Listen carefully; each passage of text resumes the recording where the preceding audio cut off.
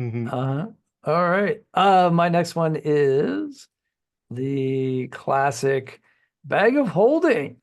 Good one. Yes. I mean, I, as a DM, trust my player characters to keep track of things.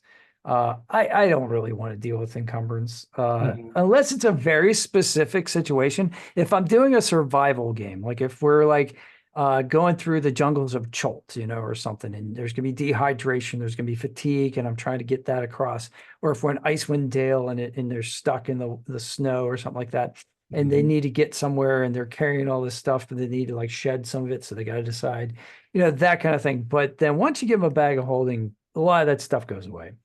And but also because it has these really cool other things that you can do with it.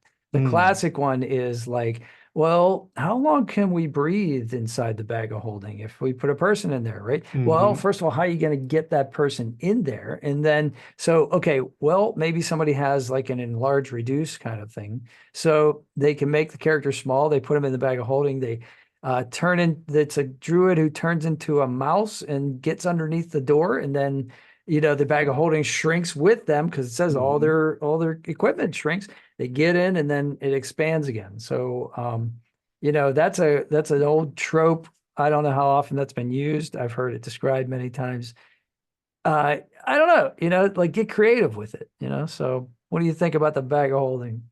I love it. And I think I'm trying to think of another magic item that just like switches gameplay, right? Like either you don't have a bag of holding, right? And now you got to worry about feeding the donkey, right? To haul all your stuff around.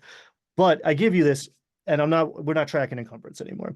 And I do think at a lot of tables, in a lot of methods of play in fifth edition in the modern era, at least, like I'm not giving you an accounting problem to figure out how many copper pieces weigh what. Like that's usually not fun because that's not the point of the game. Yeah, The way we're playing it right now. So yeah, I give you that, and it just totally one, it takes away all of those questions, right? We're not worried about that amount of bookkeeping. And two, who's holding the bag of holding, right? Now the party has to decide the which player is going to be the bank, essentially. Who's got all the stuff. That person has the bag of holding. And then it becomes, okay, we have six healing potions. And then in the middle of the fight, it's like, well, they're all in the bag of holding.